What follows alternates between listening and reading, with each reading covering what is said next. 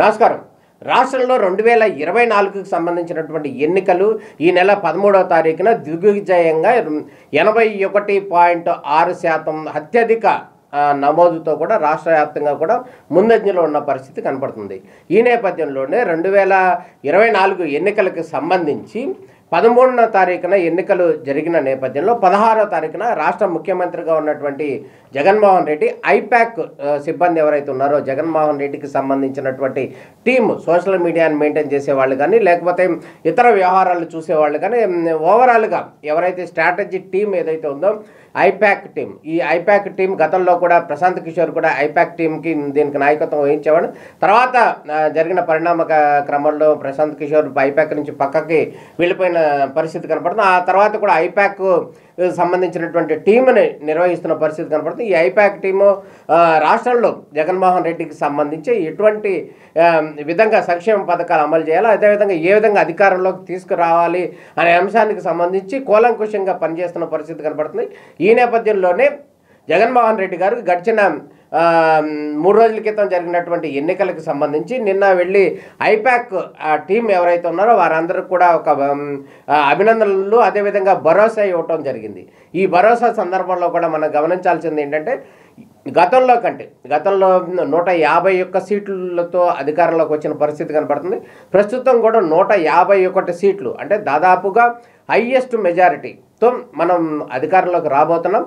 ఆంధ్రప్రదేశ్లో వచ్చినటువంటి ఫలితాలను చూసి దేశమంతా కూడా ఒక్కసారి ఆశ్చర్యచకితం అవుతున్న పరిస్థితి కనబడుతుంది. రానున్న రోజుల్లో కూడా మెరుగైన ఫలితాలు వస్తాయి అనేది జగన్మోహన్ రెడ్డి గారు ఐపాక్ టీం ద్వారా రాష్ట్ర ప్రజలకు ఇచ్చినటువంటి సందేశం అని ఖచ్చితంగా భావించాల్సిన అవసరం ఉంది. అయితే ఈ నెల 13వ తారీఖున ఎన్నికలు జరిగిన సందర్భంలో పోలింగ్ సరళి 81% దాటి ఉన్నటువంటి పరిణామ క్రమంలో అందరూ కూడా ఓటు వేసినటువంటి ఎవరైతే ఉన్నారో ఓటర్లు కావచ్చు అదేవిధంగా పోలింగ్ సిబ్బంది కావచ్చు ఎమ్మెల్యేలు కావచ్చు అధికారులు కావచ్చు వీరందరికీ సంబంధించి జగన్మోహన్ రెడ్డి గారు ఒక ట్వీట్ కానీ లేకపోతే వారికి అభినందనలు కానీ అదేవిధంగా రాబోయే రోజుల్లో కూడా వైసీపీని అధికారంలోకి వస్తుంది అనేటటువంటి అంశాలు కానీ ఆ రోజు ఎటువంటి ప్రకటన చేయలేదు.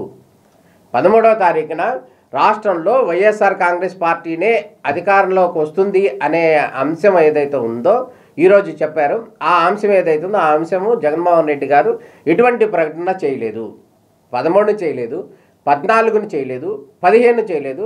కేవలం 16వ తారీఖు సాయంత్రం పూట ఐపాక్ టీంతో భేటీ అయిన సందర్భంలో ఐపాక్ సందర్భంలో తామే గెలుస్తున్నాము 151 సీట్లలో అని చెప్పి ప్రత్యేకంగా చెప్పడం జరుగుతుంది. అదేవిధంగా 16న ఐపాక్తో ఈ సమావేశం జరిగింది. 17వ తారీఖున సీఎం గారు లండన్ వెళ్ళటం జరుగుతుంది. అదేవిధంగా 31వ తారీఖున తిరిగి రావటం జరుగుతుంది. ఇది ఒక ప్లాన్. అయితే దీని ప్రకారం కనుక గమనించినట్టయితే ఐపాక్ టీంకి ముఖ్యమంత్రి జగన్మోహన్ రెడ్డి ఇచ్చినటువంటి సందేశం ద్వారా ఇటు రాష్ట్ర వ్యాప్తంగా ఉన్నటువంటి వైఎస్ఆర్ కాంగ్రెస్ పార్టీకి సంబంధించినటువంటి ఎమ్మెల్యేలు కావచ్చు నేతలు కావచ్చు ఎవరైతే అధికారులు ఉన్నారో వారందరూ కూడా ఒక ఇండికేషన్ ఇచ్చారు. రానున్న రోజుల్లో 151 సీట్లలో తామే అధికారంలోకి వస్తాము, ఎటువంటి సందేహం లేదు అనేది వారు చెప్పడం జరుగుతుంది. దీన్ని కనుక మనం గమనించినట్టయితే ఒక పక్కన కూటమి ఏదైతే ఉందో రాష్ట్రంలో ఎన్నికల సందర్భంలో టీడీపీ బీజేపీ జనసేన ఈ 3 పార్టీలతో కూడినటువంటి కూటమి ఎవరైతే ఉన్నారో ఈ కూటమి భారీ మెజారిటీతో రానున్న రోజుల్లో అత్యధిక సీట్లు సాధించబోతుంది అనేటటువంటి ఒక అనాలిసిస్లు కావచ్చు అనేక సర్వేలు కావచ్చు ఓవరాల్గా కనుక పబ్లిక్ నుంచి కొంత మేరకు వస్తున్నటువంటి వినికిడి ఈ నేపథ్యంలోనే ప్రస్తుతం జగన్మోహన్ రెడ్డి ఐపాక్ టీంతో చేసినటువంటి సంభాషణ ఆ సందర్భంగా చేసినటువంటి అనౌన్స్మెంట్ ఏదైతే ఉందో అది రాష్ట్ర వ్యాప్తంగా ఉన్నటువంటి వైఎస్ఆర్ కాంగ్రెస్ పార్టీ ఎమ్మెల్యేలు కావచ్చు స్థానిక నేతలు కావచ్చు వారందరికీ భరోసా నిలిపేటందుకు మాత్రమే వారందరిలో ఒక కాన్ఫిడెన్స్ నిలబెట్టే ప్రయత్నంలో భాగంగానే జగన్మోహన్ రెడ్డి గారు ఖచ్చితంగా ఐపాక్ టీంతో 151 సీట్లు వస్తాయి, దేశమంతా కూడా రాష్ట్రం వైపు చూస్తుంది, రానున్న రోజుల్లో మరింత సంక్షేమ పథకాలు అమలు చేస్తాం అని అయితే చెప్పడం జరుగుతుంది. ఇది కేవలం జగన్మోహన్ రెడ్డి విదేశాలకు వెళ్ళిన సందర్భంలో రాష్ట్రానికి సంబంధించినటువంటి నేతలు ఎవరు వైఎస్ఆర్ కాంగ్రెస్ పార్టీకి అందుబాటులో ఉంటారో ఉండరో లేదో తెలియదు. ఈ నేపథ్యంలో అక్కడ ఉన్నటువంటి ప్రచారం కావచ్చు, ఎవరైతే ఎనాలిసిస్లు కావచ్చు, లేకపోతే సర్వేల ద్వారా వీటన్నిటి ద్వారా ఎన్డీఏ కూటమి అధికారంలోకి వస్తుంది అనే ఇండికేషన్ కూడా వచ్చేస్తున్న నేపథ్యంలో ఉన్న కార్యకర్తల్ని, ఉన్న నాయకుల్ని, ఉన్న ఎమ్మెల్యేలు ఎవరైతే ఉన్నారో వారందరినీ కూడా కాపాడుకునే ప్రయత్నంలో భాగంగా, అదేవిధంగా వారికి కాన్ఫిడెన్స్ నింపే ప్రయత్నంలో భాగంగా మాత్రమే ఐపాక్కి 4 రోజుల తర్వాత తామే అధికారంలోకి వస్తాము అనేదైతే స్వయంగా సీఎం ప్రకటించడం జరిగింది. ఇదే అంశానికి సంబంధించి ఇటు సోషల్ మీడియాలో కావచ్చు, అదేవిధంగా ఎన్డీఏ కూటమిలో ఉన్నటువంటి నేతలు కావచ్చు, విపక్ష పార్టీలు మొత్తం కూడా ఐపాక్ని కేవలం సంతోషపెట్టేందుకు మాత్రమే, అదేవిధంగా రాష్ట్ర వ్యాప్తంగా ఉన్నటువంటి కార్యకర్తలు ఎవరైతే ఉన్నారో, వైసీపీ నాయకులు ఎవరైతే ఉన్నారో వారందరికీ కూడా భరోసా ఇచ్చే క్రమంలో మాత్రమే జగన్మోహన్ రెడ్డి ఇటువంటి వ్యాఖ్యలు చేశారు అంతే తప్ప వాస్తవం ఏం జరుగుతుంది, ఏం జరగబోతుంది అనేదైతే జగన్మోహన్ రెడ్డికి పూర్తిగా తెలుసు, క్లారిటీ ఉంది. దాంట్లో భాగంగానే క్యాడర్ని కాపాడుకునే ప్రయత్నంలో భాగంగా, వారందరికీ భరోసా నింపే ప్రయత్నంలో భాగంగానే ఐపాక్ టీంకి ఒక సందేశం ఇవ్వటం జరిగింది.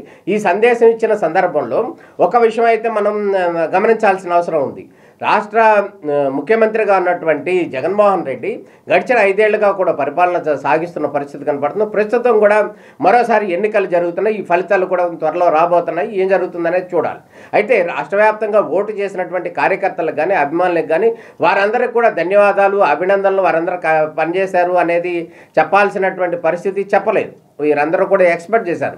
రాష్ట్ర వ్యాప్తంగా ఉన్నటువంటి వైసీపీ నాయకులు ఎవరైతే ఉన్నారో వారందరూ కూడా జగన్మోహన్ రెడ్డి నుంచి అభినందనలు వస్తాయి, లేదా బాగా కష్టపడ్డారనేటటువంటి అంశాలు ఏవైతే వస్తాయో అవన్నీ కూడా అటువంటి ప్రశంసలు వస్తాయని చెప్పి వారందరూ ఎక్స్పెక్ట్ చేశారు. కానీ ప్రస్తుతం కనుక జరిగినట్టయితే ఐపాక్ టీమే పూర్తిగా బాగా కష్టపడి పనిచేసింది. ఈ కష్టపడిన ఫలితమే రానున్న రోజుల్లో 151 సీట్లు పైబడి మనం అధికారంలోకి వస్తామని కూడా జగన్మోహన్ రెడ్డి చెప్పడం జరుగుతుంది. దీన్ని విపక్ష పార్టీలు మాత్రం ఉలవలు పొలవలు చేసి మాత్రం మాట్లాడుతున్న పరిస్థితి కనబడుతుంది.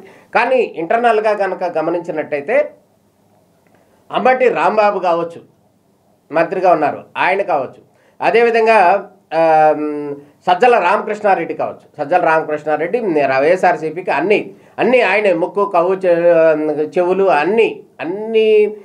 అన్ని రకాలటువంటి అస్త్రాలుగా ఉన్నటువంటి వైఎస్ఆర్సీపీకి అన్ని రకాల బాధ్యతలు నిర్వహించేటటువంటి సజ్జల రామకృష్ణారెడ్డి కూడా చెప్పడం జరుగుతుంది. ఏమంటారంటే రాష్ట్రంలో పోలీస్ వ్యవస్థ సరిగా పనిచేయలేదు, అదేవిధంగా ఈసీ కూడా సక్రమంగా పనిచేయలేదు, ఈసీ సరైన దారుల్లో పనిచేస్తే కనుక మంచి ఫలితాలు వచ్చాయి అనే విధంగా చెప్పడం జరుగుతుంది. అంటే జరిగినటువంటి తీరుతెన్నులని ఎలక్షన్కి సంబంధించి అందులో తప్పులు ఎత్తుకునే ప్రయత్నంలో భాగంగానే కొన్ని ఆరోపణలు చేస్తున్నారు అనేది అయితే స్పష్టంగా కనపడుతుంది. ఇక అంబటి రాంబాబు కావచ్చు, లేకపోతే కొడాలి నాని కావచ్చు, లేకపోతే ఇంకా ఎవరైతే వైఎస్ఆర్సీపీకి సంబంధించినటువంటి నేతలు ఎవరైతే ఉన్నారో వారందరూ కూడా తప్పులు ఎన్నుకునే ప్రయత్నంలో ఉన్నారు. మరో రకంగా బొత్స సత్యనారాయణ అయితే ఇంకో అడుగు కూడా ముందుకు వేసి 9వ తారీఖున విశాఖపట్నంలోనే దీనికి సంబంధించినట్టు ప్రమాణ స్వీకారం కూడా ముఖ్యమంత్రి జగన్మోహన్ రెడ్డి గారు చేస్తున్నారు అని కూడా ఒకటి అనౌన్స్మెంట్ చేయడం జరిగింది. ఈ అనౌన్స్మెంట్లు అన్నీ కూడా ఖచ్చితంగా ప్రజల అటెన్షన్ డైవర్ట్ చేయడం కోసమే ఐపాక్ టీముకి ఇచ్చినటువంటి సందేశం ద్వారా రాష్ట్ర వ్యాప్తంగా ఉన్నటువంటి ప్రజల యొక్క మైండ్ డైవర్షన్ చేయడానికి ఖచ్చితంగా వైసీపీ కూడా పోటీ ఉంటుంది. మొన్నటి వరకు కూడా పోటీ వన్ సైడే అనుకున్నటువంటి పరిస్థితులు ఉన్న నేపథ్యంలో వైసీపీ నుంచి వస్తున్నటువంటి కామెంట్స్ నేపథ్యంలో, ఆ పార్టీ నేతలు చెప్తున్నటువంటి వర్షం నేపథ్యంలో పోటీ పక్కాగా ఉంటుంది. ఖచ్చితంగా ఇరు పార్టీల మధ్య డి అంటే డి అనేటటువంటి వర్షం ఉంది అనేటటువంటి ఒక స్లోగన్ అయితే కనుక వైఎస్ఆర్సీపీకి సంబంధించినటువంటి నేతలు అయితే బయటకు ఇవ్వగలిగారు. దాంట్లో భాగంగానే నిన్న జగన్మోహన్ రెడ్డి గారు ఐపాక్ టీంతో చేసినటువంటి వ్యాఖ్యలు కావచ్చు, వీటన్నిటి నేపథ్యంలో కూడా ప్రజలు ఎవరి వైపు వేశారో ఏంటి అనేది అయితే డిసైడ్ అయిపోయి ఉన్న పరిస్థితి కనపడుతుంది. కాకపోతే ప్రస్తుతానికి మాత్రం వచ్చేది మేమే అని చెప్పి జగన్మోహన్ రెడ్డి గారు, అదేవిధంగా వచ్చేది మేమే, దానికి సంబంధించినటువంటి అన్ని ఏర్పాట్లు చేసేసుకున్నామని కూడా టీడీపీ నేతలు కూడా చెప్తున్నటువంటి పరిస్థితి. ఇంతకీ వచ్చేది ఎవరు, ప్రజలు ఎవరిని స్వాగతించారు, ఎవరికి పట్టం కట్టారు అనేది అయితే మనం వేచి చూడాల్సిన పరిస్థితి కనపడుతుంది. నమస్కారం.